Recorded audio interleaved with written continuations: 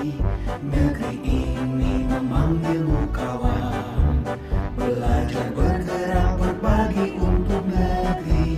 Guru penggerak majukan pendidikan, guru penggerak menghamba pada murid, kreatif rancang pembelajaran, hargai potensi tingkatkan prestasi, lahirkan profil pelajar Pancasila. Assalamualaikum Pak Paunin. Waalaikumsalam. Selamat siang. Selamat siang. Bagaimana kabarnya Pak Paunin? Alhamdulillah sehat, baik. Maaf mengganggu waktunya Pak Paunin sebentar. Saya hanya ingin berbincang-bincang ya Pak, sekedar sharing pengalaman terkait tentang pengambilan keputusan terbaik, bagaimana cara mengambil keputusan yang baik itu, seperti itu Pak. Kalau boleh tahu, Bapak menjabat sebagai kepala sekolah itu sudah berapa lama Pak? Kalau saya menjadi kepala sekolah pertama itu jabat pertama tahun 2013 sampai sekarang, berarti ini tahun 2022 ini kurang lebih 9 tahun.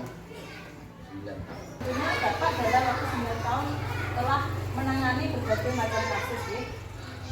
Kasus contohnya dilema etika dan rujukan moral. Pertanyaan saya, tolong berikan salah satu kasus yang sudah pernah Bapak atasi selama ini Bapak. Gitu. Ya. Ya, terima kasih. Akan saya coba untuk pengalaman atau yang pernah saya alami dan kita bandingkan yang terkini saja.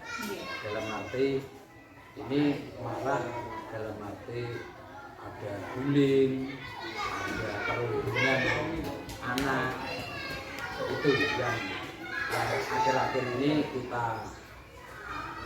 kita serukan kepada anak-anak, bahkan kepada bapak ibu guru.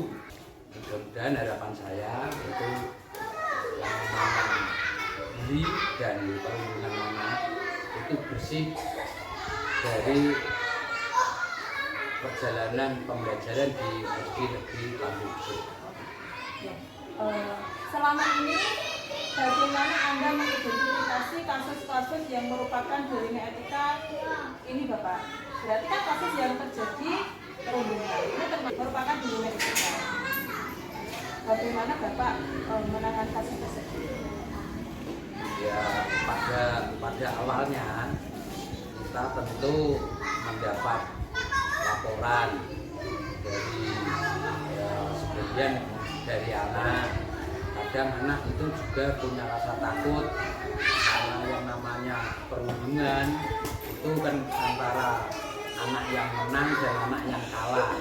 Tentu biasanya anak yang besar dengan anak yang kecil, bahkan sampai ke laki-laki, ke perempuan. Ini tentu bagi mereka itu sebagian takut, tapi sebagian secara diam-diam itu melaporkan kepada bapak ibu guru, bahkan ke kepala sekolah. Nah, untuk mengatasi itu, kemudian saya mengambil langkah, kita cross check, kita hadirkan dari masing-masing yang bersangkutan itu apakah benar bahwa ada peristiwa semacam ini. Akhirnya terjadi kebenaran. Nah, kemudian tentu saya sarankan agar tidak yang namanya perbuatan semacam itu, di samping itu perbuatan yang keji, kemudian ini juga merugikan orang lain, bahkan merugikan teman sendiri. Yang namanya teman satu sekolah itu ibarat seperti kehidupan di keluarga. Pertanyaan selanjutnya Bapak, hal-hal apa saja yang selama ini Bapak anggap efektif dalam pengambilan keputusan pada kasus-kasus dilema etika ini? Oh gitu. Nggih. Berarti untuk mengantisipasi agar peristiwa ini tidak terulang kembali, tentu saya harapkan dari masing-masing Bapak Ibu guru, bahkan setiap kali pada saat upacara hari Senin, saya sendiri yang bicara, kemudian ditindaklanjuti ke Bapak Ibu guru, ya, untuk anak dilatih tertib, dilatih disiplin, kemudian wujudkan yang namanya 5S: salam, salak, salim, sopan, santun. Itu saya kira tepat untuk mengatasi hal itu. Kemudian setiap kali akan masuk ruangan, saya mengharapkan untuk digariskan dulu, kemudian berdoa, kemudian garis berbaris, melatih ketertiban. Kemudian setelah itu anak untuk mengisikan 5S itu saling dengan temannya, saling dengan Bapak Ibu kelas masing-masing. Berarti kalau saya bisa mengambil keputusan ini bisa dengan pembiasaan praktik tadi ya Bapak ya. Oh iya, itu termasuk pembiasaan. Pertanyaan selanjutnya, hal-hal apa saja yang selama ini merupakan tantangan dalam pengambilan keputusan pada kasus-kasus dilema etika ini Bapak? Ya, tentu semua peristiwa itu tidak lepas dari tantangan. Namun tantangan seberat apapun itu karena harus diselesaikan, tentu yang merasa bully itu kadang mungkin sakit hati, kemudian di sisi lain ada yang diuntungkan. Tentu kita mengambil keputusan yang benar-benar arif, bijaksana, bisa diterima semua pihak. Bahkan kalau memang tidak bisa diselesaikan pada saat itu, orang tua saya panggil di sekolah karena biar mengerti bahwa oh ini perbuatan putra putri padanya itu di sekolah itu sangat. Tentu dari orang tua juga punya beban moral, namun tidak apalah itu namanya bagian dari. Berarti dalam hal ini kerjasama dengan orang tua. Ya. Pertanyaan selanjutnya, apakah Bapak memiliki sebuah tata kelola atau jadwal tertentu dalam sebuah penyelesaian kasus dilema etika? Apakah Bapak langsung menyelesaikannya di tempat atau memiliki sebuah jadwal untuk menyelesaikannya? Kemudian bentuk atau prosedur seperti apa yang Bapak jalankan? Oh betul. Tentu pada awalnya itu ya termasuk tidak tertentu karena laporan itu. Ya, setelah itu untuk agar ini terkoordinasi tentu dengan Bapak Ibu guru, itu saya sarankan untuk membuat buku pribadi. Nah, dengan adanya buku pribadi itulah nanti bisa diinventaris di masing-masing kelas. Jadi buku pribadi itu berisi kemudian termasuk pelanggaran tata tertib, kemudian pelanggaran apa yang termasuk bully atau perundungan itu nanti tercatat di buku pribadi masing-masing anak. Jadi dalam hal ini untuk guru kelasnya perlu ada catatan khusus ya, catatan khusus mengenai perkembangan psikologi anak, jiwa anak, kemudian setelah nanti di masing-masing hari itu tentu ada peristiwa-peristiwa itu dibukukan, namanya buku pribadi anak. Selanjutnya, adakah seseorang atau faktor apa saja yang selama ini mempermudah atau membantu Bapak dalam pengambilan keputusan ini? Adakah seseorang atau faktor yang mempermudah atau mendukung pengambilan keputusan yang terbaik? Ya, dalam mempermudah agar tidak terjadi sesuatu hal itu tentu koordinasi dengan Bapak Ibu guru, bila kita perlukan koordinasi dengan Bapak Ibu wali murid, itu saya kira efektif sekali karena hal ini bisa kita selesaikan, bisa kita rampungkan dengan harapan agar peristiwa-peristiwa yang sama atau mungkin yang lain tidak terulang kembali. Terima kasih. Berarti kesimpulannya ini adalah kerjasama antara guru dan wali murid seperti itu ya Bapak ya, untuk perkembangan yang baik ke depannya anak tersebut. Pertanyaan terakhir Bapak, dari semua hal yang telah disampaikan, pembelajaran apa yang dapat Anda petik dari pengalaman Anda mengambil keputusan berlima etika ini? Oh gitu. Kalau hal yang kita petik itu saya kira untuk perkembangan pendidikan masa kini itu saya sangat tepat sekali yang namanya belajar merdeka.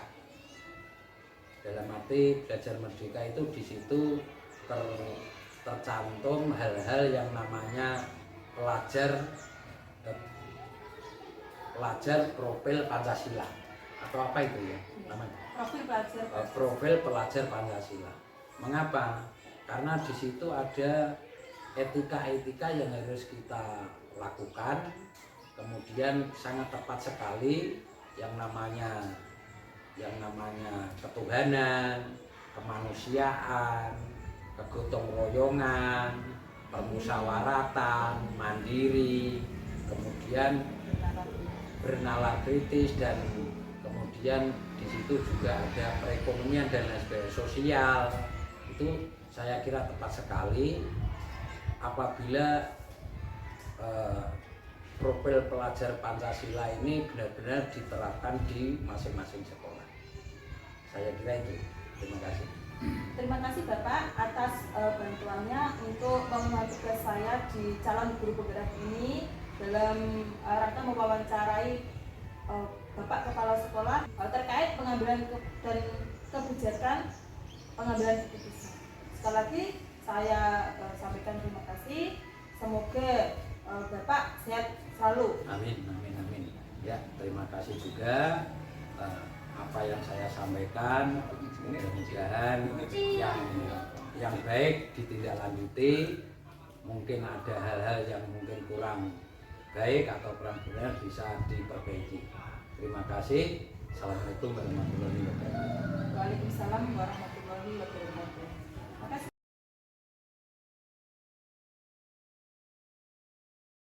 Dalam kesempatan kali ini saya akan mengadakan wawancara kepada Bapak Kepala Sekolah terkait pengambilan keputusan yang terbaik. Assalamualaikum warahmatullahi wabarakatuh. Salam. Selamat siang Bapak Masud. Selamat siang. Apa kabar Bapak? Baik, sehat.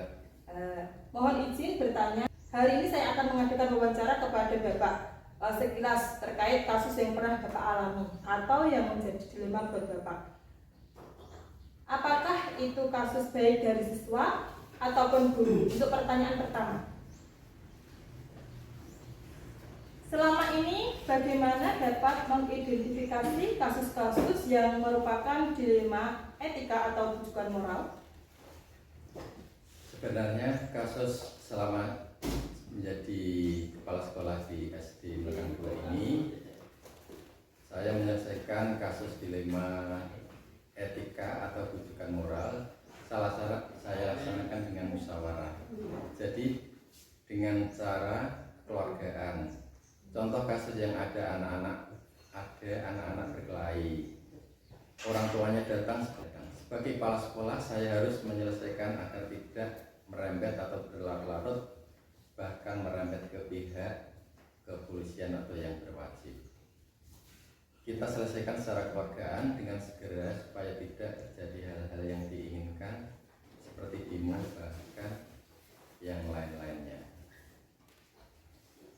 selanjutnya, selama ini bagaimana Bapak menjalankan pengambilan keputusan di sekolah Bapak, terutama untuk kasus-kasus di mana ada dua kepentingan yang sama besar atau sama-sama mengandung nilai kebijakan Bapak? Kita lihat dulu masalahnya, kita tanyakan dulu mana yang salah dan yang benar. Kita selidiki dulu dengan menginterogasi masing-masing pihak yang berkelahi secara bergantian. Jangan samakan nanti mereka berkata atau merasa sama-sama benar. Dengan cara seperti itu kita temukan permasalahannya, kemudian cara mengatasi permasalahan tersebut nanti bisa diketahui mana yang bohong dan yang jujur. Kita harus memiliki strategi juga dalam bertanya dan tidak menyatukan saat kegiatan interogasi nanti mereka akan sama-sama ribut. Jadi dalam menginterogasi harus dipisahkan. Jika sudah ditemukan mana yang salah dan mana yang benar, maka yang benar diamankan dan yang salah akan mendapatkan sanksi berupa tulisan atau teguran atau dilihat dulu tingkat kesalahannya. Nah, pertanyaan saya selanjutnya adalah hal-hal apa saja yang selama ini Bapak anggap efektif dalam pengambilan keputusan pada kasus-kasus D5 etika ini, Bapak? Hal-hal yang sering terjadi di sekolah adalah perkelahian antar siswa. Hal efektif yang saya lakukan adalah memberikan penyuluhan, bimbingan konseling. Misalnya saya sebagai kepala sekolah yaitu memberikan pembinaan saat upacara bendera hari Senin, yaitu siswa agar tidak berkelahi, tidak ada pembulian atau perundungan dalam bentuk apapun. Misalnya ucapan maupun perbuatan tidak merusak fasilitas sekolah dan sebagainya. Itu sebagai langkah identifikasi agar ekosistem sekolah tetap kondusif, aman, nyaman, serta lancar dalam kegiatan pendidikan. Nah, selanjutnya, apakah Bapak memiliki kekuatan tata kelola atau jadwal tertentu dalam sebuah penyelesaian harus kasus dilema etika? Apakah Anda langsung menyelesaikan di tempat atau memiliki sebuah jadwal untuk menyelesaikannya? Bentuk atau prosedur seperti apa yang Bapak jalankan? Masalah harus diselesaikan dengan segera, dengan cepat, dan jangan ditunda-tunda. Oh gitu ya. Selanjutnya, adakah seseorang atau faktor-faktor apa yang selama ini mempermudah atau membantu Bapak dalam pengambilan keputusan dalam kasus-kasus D5 etika ini, Bapak? Sebagai kepala sekolah, saya membutuhkan dukungan serta kolaborasi dengan semua warga sekolah, antara lain siswa, semua tenaga pendidikan, untuk berdiskusi dalam menyelesaikan semua permasalahan untuk mendapatkan keputusan terbaik. Kemudian dari semua hal yang telah disampaikan, pembelajaran apa yang dapat Anda petik dari pengalaman Bapak mengambil keputusan dilema etika ini? Masalah harus diselesaikan secara mufakat. Berarti intinya apapun masalahnya kita harus melaksanakan dengan musyawarah ya Bapak ya, untuk mencapai kesepakatan bersama, seperti itu ya Bapak ya. Nah, terima kasih atas waktunya Bapak. Saya mendapatkan ilmu baru tentang pengambilan keputusan ini. Saya berbagi untuk negeri kita. Demikian wawancara saya kepada demi bangsa pada ibu pertiwi.